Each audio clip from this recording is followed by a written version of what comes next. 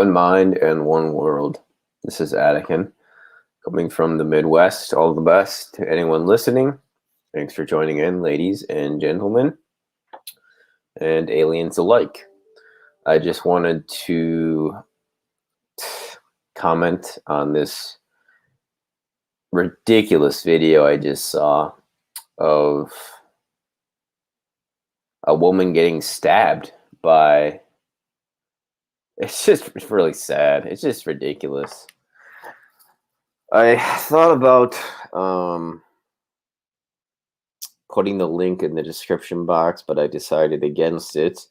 If people want to see the stabbing video, it's making its rounds on Twitter right now.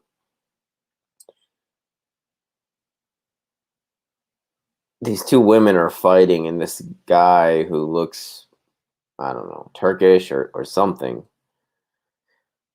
Arab of some sort, just comes and stabs her like 3 times or 4 times with a knife, and it's just ridiculous. I retweeted it if people want to see it on my Twitter, and there's a policeman right there, and I mean, he's standing right next to the guy, the assailant. He's standing right next to the guy with the knife who just stabbed this woman to death. And I'm pretty sure she died. And the police he's so inept. He doesn't even realize that the perpetrator is standing literally right next to him. You know, I'm just going to show the still, just so people can see that I'm not exaggerating when I say this. I mean, he's standing right next to the guy who just stabbed this woman, and he's not doing anything. He doesn't even realize that the perpetrator is right there. It's quite mind-blowing.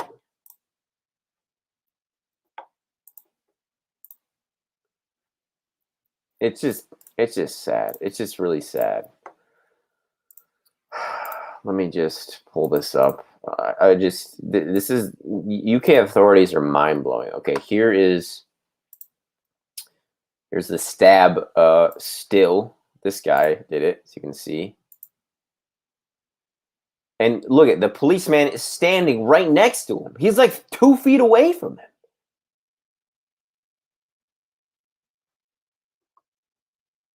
This video is unbelievable and painful to watch. The police in Britain are so inept. The man who did it is literally standing right next to them with the knife still in his hand, and they don't bat an eye. This is post-Empire Britain, a failed society indeed. Meanwhile, you have authorities, police authorities, coming after people for hate speech and for tweeting the wrong things.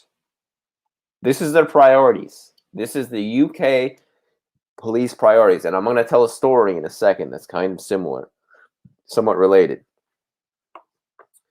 I mean, look, I want to show the video. People can see it if they want. But look, this is the woman who got stabbed.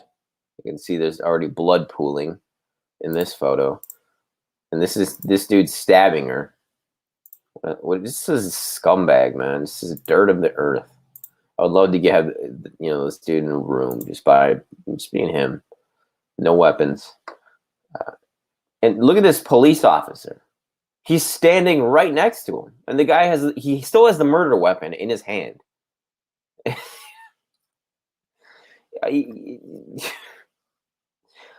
want to say you can't make this up, but I can't think of a more, you know, it's almost cliche to say at this point, but you can't make this shit up. I mean, they wouldn't put this in a movie because it's just so absurd. Maybe they would, because movies suck nowadays. But just on a side note, for my story, let me get to that, because I think people can go see that if they want to. It's just sad. You know, it really is. It's really unfortunate. But my anecdote is this. I was in, not Heathrow, what's the other one? Gatwick. Last year. No, it was this year. Yeah, it was at the beginning of this year. I was flying back from London to Italy. And this was actually after I interviewed Mr. Wedger and Pepsi Watson, and I was I made it to the airport at I think I had a 6 a.m. flight, or no, 7 a.m. flight. So I was there pretty early. Hadn't eaten, hadn't drank any coffee, so I was a little grumpy. And did I have a no? Masks weren't a thing then, but this woman who was the not the flight attendant, but the lady at the counter at the gate, right? She was just kind of holding me up unnecessarily, and I was like, okay, okay, okay. I was doing all these things, and I don't know. They were being really, really over the top with restrictions on. They're just being anal with like they're like, oh, once you get in the waiting area, you can't leave. And look, I've been to I think a dozen countries in the world, countless airports. Never before had I been to an airport where once you go into the waiting area of the gate, you had to leave. So I was like, okay, well, I have to use the bathroom, and our flight isn't for like 45 minutes. The gates don't open for half an hour. So why, I didn't say this, but I was just like, what the fuck are you on about, woman? And she was like, oh, I can't remember. I think she made me like give her my boarding pass or something. I can't remember what it was. And then I was like, okay, can I go to the bathroom now? And I said it kind of sarcastically, which I'll admit I did. I was losing patience with this woman. Now, granted, I like I said, hadn't eaten, so I wasn't in the best state of mind, right? When you're hungry, but I don't think I was being rude, overtly rude by any stretch of the imagination. And this twat, this big white dude who I don't know, he said he was the boss of the area. Like I'm not really sure if he worked for EasyJet or he worked for the airport, but he told me like he could throw me off the flight and like all of this just because of he was just being the white knight. This dude was in an unhappy marriage and probably didn't get laid that much. And it probably didn't help that I was obviously American, obviously young, obviously had experienced more life up to that point than this dude.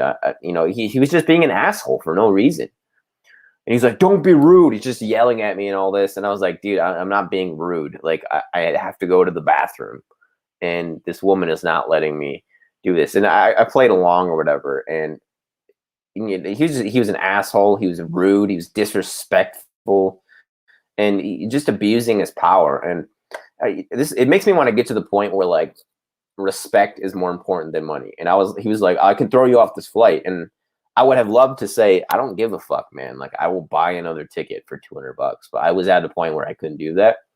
And which is unfortunate because to me, respect is more important than money most of the time.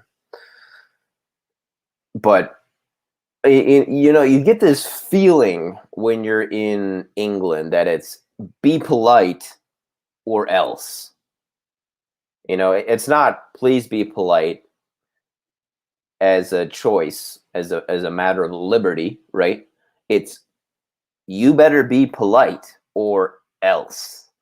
And that is completely against what I believe. It just takes away the whole meaning of politeness. In kindness, really. If you're forced to do something, it's not. Any sentiment which precedes that action is completely lost, right?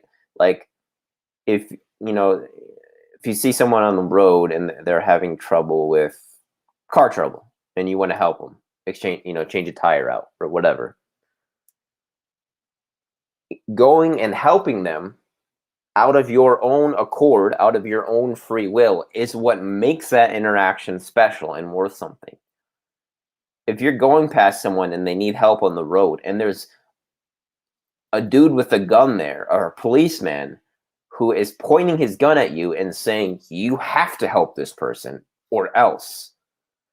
Well, it just completely takes away from that sentiment of kindness. When you're have to do something. It's like it doesn't matter what the sentiment proceeding is, because regardless of how you feel about it, you have to do it, or else, right? And I love England and I love going to England, but this it's just going to the shitter, man. Like, your authorities, they're worse than ours, which is saying a lot. It really is.